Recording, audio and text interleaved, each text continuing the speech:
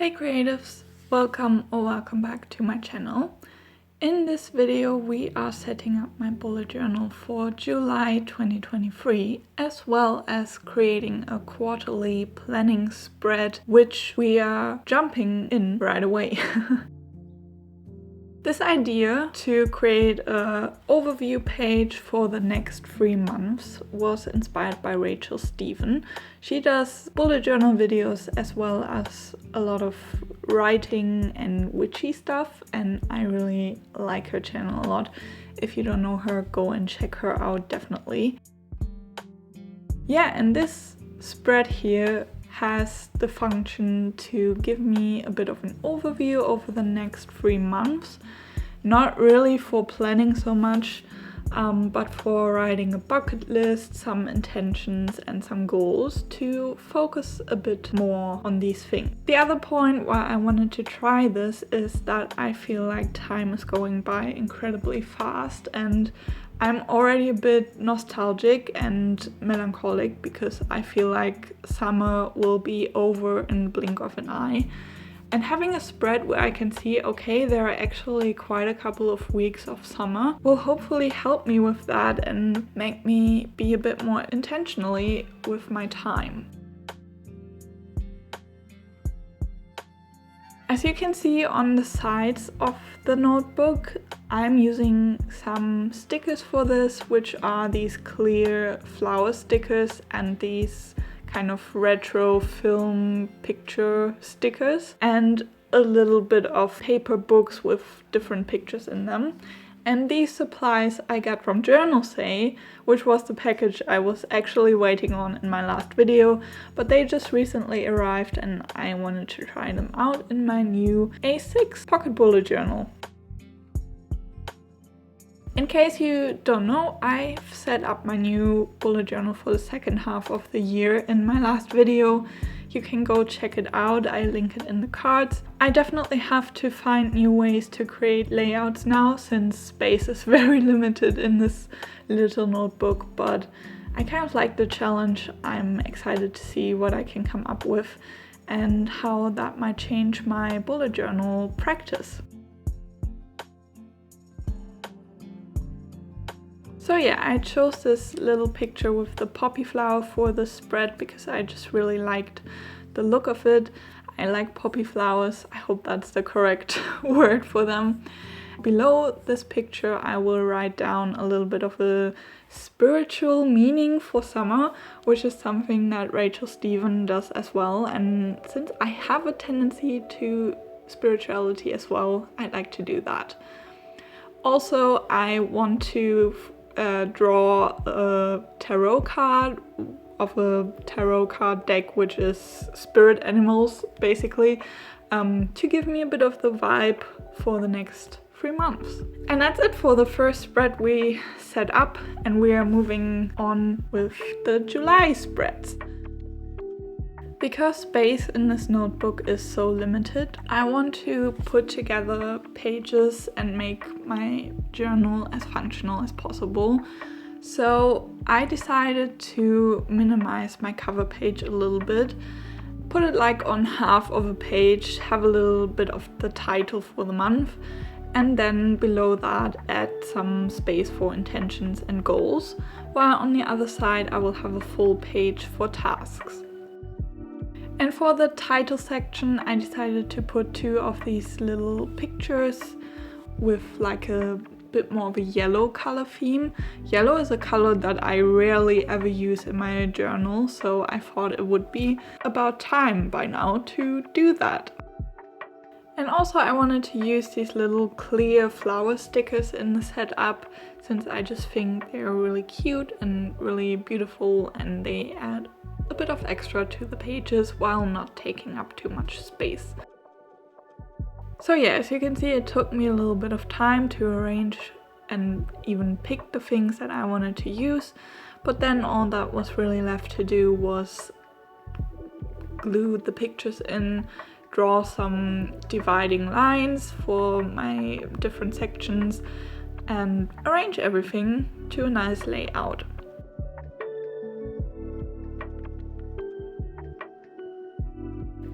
And if you're asking yourself what the difference between intentions and goals are, I try to explain it a little bit. For me, intentions are like a leading thought for a specific amount of time, like I try to do that daily, but also on a monthly basis. And that can be things like, for example, for me, it would be do things with focus for the day. And goals are specific things I really want to reach, so that might be something really simple like making a dentist appointment or even bigger things. But I try to break my big goals from the beginning of the year into smaller doable sections so that I can migrate them to my months, my weeks and my days. The rest of this is kind of self-explanatory.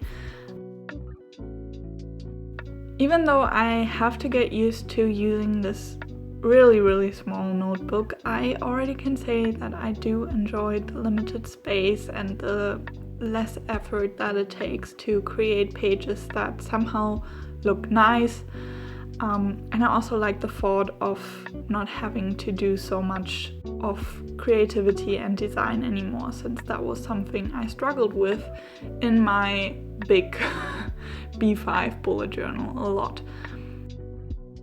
I think my intention for this journal is to minimize my effort I put into pages and focus more on the functionality and journaling and writing stuff down instead of drawing stuff down, if you know what I mean.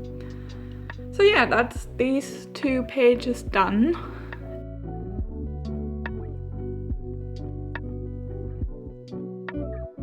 Now I'm moving on to my calendar spread, and again, space is very limited, so I came up with a bit of a new solution for this. The calendar layout stays pretty much the same because I just work best with this grid layout instead of a simple list. However, I realized that I don't use the Saturday and Sunday a lot because usually I don't have a lot of appointments to do or just do one thing for a weekend day. And so I decided to split these 2 days into smaller columns. I'm not sure if my explanation makes sense, as always, because I suck at explaining spacing and stuff, but you see what I mean. My normal days are, I think, 5 by 5 dot grids tall, and the Saturday and Sunday are just each of them 3 dot grids wide. Of course, that means that I have to write pretty small, but that's usually not a big problem for me, so I think that this might be a good solution for.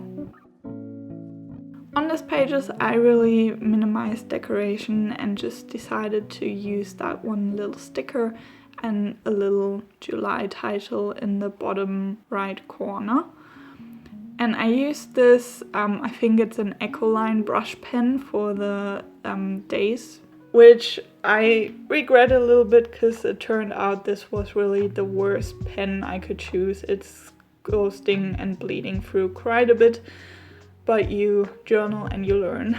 In general, I can say that this layout did have quite a few flaws and mistakes, not particularly this calendar, but the whole setup in general, and that's okay.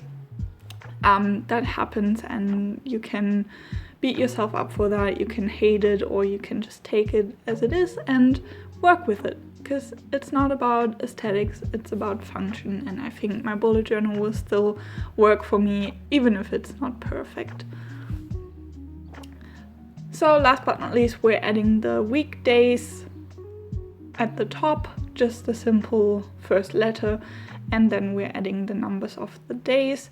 And I left out the 1st and 2nd of July because they are just Saturday and Sunday, and as I said, I usually don't have a lot of appointments there, and so I can save a bit of space. And then in the middle of the 2 pages I stick down this little flower sticker, which added a bit of interest, but not too much. I love how minimal this is. yeah, maybe I become a bit of a more minimalistic bullet journaler in this bullet journal. And yeah, I'm so curious to see how this size will work for me. Next up, we are setting up my mood and habit tracker, which I had to rearrange completely, so it will go over both pages. And I completely forgot that July has actually 31 days, which you will see me fix in a little bit.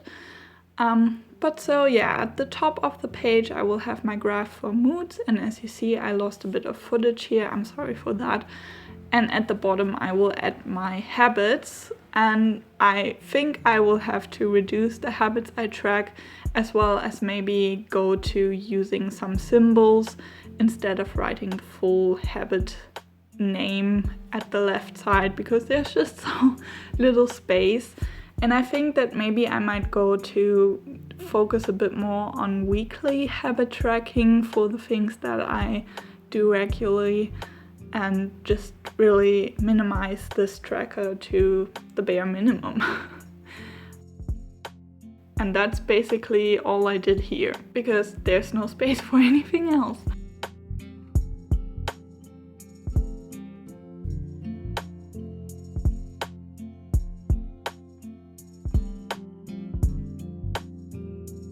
The same happened kind of with my gym and workout tracker, with which I had to change the layout a little bit.